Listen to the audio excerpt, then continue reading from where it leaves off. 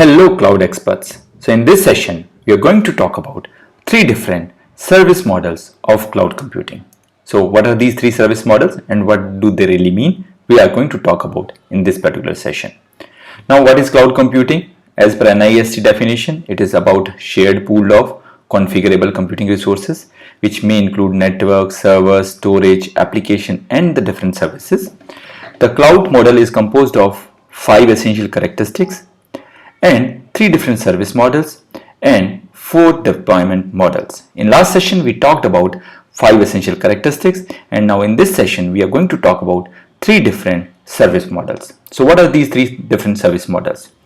If we talk about it, these 3 different service models are called as IaaS, which is infrastructure as a service, PaaS, platform as a service, and SaaS, which is software as a service. Infrastructure as a service, platform as a service, and software as a service. Now, in case of infrastructure as a service, you simply need to move all the platforms and your services to the cloud computing provider. However, in case of platform as a service, you just need to use the infrastructure and the platform of the cloud provider. You just need to build your application on top of cloud computing infrastructure. However, in case of software as a service, there are some ready-to-use services which are available with the cloud computing infrastructure, and you can simply use it. Now, just to take an example, in case of infrastructure as a service, it can be related to virtual CPUs, RAM, storage, or networking. However, in case of platform as a service, you can have some app development tools, some runtime environments, integration, OS images, etc. In case of software as a service, it can be some notification services, queuing services, SMS, emails, workflow. So these are the 3 different service models which are called as infrastructure as a service, platform as a service, and software as a service. So let us understand these 3 different service models one by one. Now in infrastructure as a service, the cloud infrastructure provider is providing you the computing, storage, and networking resources. So basically, it is providing you all the hardware capabilities which are available. And in case of platform as a service, the cloud provider is providing you frameworks and platforms to develop software and application. In case of software as a service, the cloud provider is providing services which are available for the end user. So 3 different service model. In case of IaaS, I'm giving you the infrastructure. In this one, I'm giving you the platforms. In the software as a service, I'm giving you the services which are ready to use. Now let us understand in case of traditional IT environments. In case of traditional IT environments, whether all the things end-to-end managed by the customer. So whether it is networking, storage, server, virtualization, operating system, middleware, runtime environments, data and application, each and everything is actually managed by the customer. So in this case, the cloud provider is not into the picture, so we have absolutely no responsibility. It is a traditional IT which is also called as on-prem data center, on-premises data center, where everything is managed by the customer himself. Now, what is the typical problem? What you need to have is, you need to have all the hardwares in place. You also need a physical locations to install those hardwares, manage those hardware, as well as you need to have capability of each and every component which is mentioned here. Now, how do we really move forward with the cloud infrastructure? Let us understand this.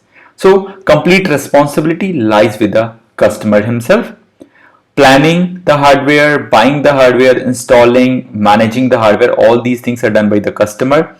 Managing security of infrastructure, real estate requirement, the installation location where you will install these servers is again with the customer. Upgrades of the hardware, patches, fault, performance management, all these things are actually managed by the customer himself. Now, moving towards infrastructure as a service. So in case of infrastructure as a service, the first 4 components what we see in this picture, which are networking, storage, servers, and virtualizations, are actually passed on to the cloud provider, and where customer takes care of the remaining functions like operating system, middleware, runtime environments, data and application. So in case of infrastructure as a service, the physical infrastructure part is actually passed on to the cloud provider, and in this case all other things related to the platform and the softwares are actually managed by the end customer itself.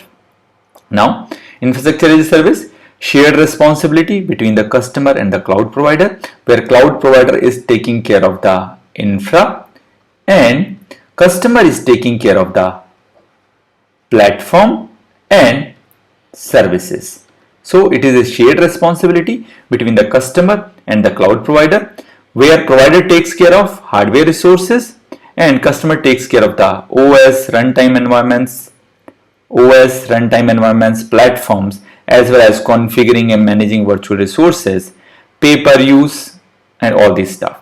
In case of platform as a service, some more functionality is actually passed on to the cloud provider. So in this case, operating system, middleware, and runtime environments, all these things are passed on to the provider itself. The customer is taking care of only the applications and data of end users. So in case of platform as a service, some more responsibility is passed on to the cloud provider and some less responsibility remains with the end customer. So what we did here, we have also transferred platform responsibility like runtime environments, middleware, and operating system to the cloud provider. Now in case of platform services, the provider takes care of hardware resources as well as the OS, runtime environments, and platform. However, the customer configuring and managing virtual resources, customer will take care of building software, applications, and managing end-to-end operations, pay for the usage, what they're doing with the platform. However, the charges are going to be a little higher compared to infrastructure as a service, but now, because now you are also using the runtime environments, operating systems, and stuff like that. Now, some examples: Elastic Beanstalk, App Services, Google App Engine. These are some of the examples for platform as a service. Now, moving on with the software as a service. In software as a service, the end user application, the software itself, are given by the provider. Now, in this case, provider is simply giving you end-to-end stack, which is shown here, starting with networking, storage, server, virtualization, operating system, middleware, runtime environments, data and application. Each and everything is managed by the cloud provider. The customer is not actually concerned about the infrastructure, platform, as well as the application. The customer just need to pay for the services what are being used. So how do we really divide the responsibility between the customer and cloud provider? Provider takes care of almost everything what we have discussed, whether it's the hardware resources, platform, configuring and managing virtual resources, providing software, and customer only pay for the usage what they're doing on those applications which are being used. So some examples of this is Office 365, Google Drive, Amazon Poly. These are some examples of software as a service. So that's all we have in this session. I hope you enjoyed this session. Look forward to see you in the future session. Thank you for watching this video. If you enjoyed this, please like this video and subscribe our YouTube channel. For early notification, you can also press the bell icon.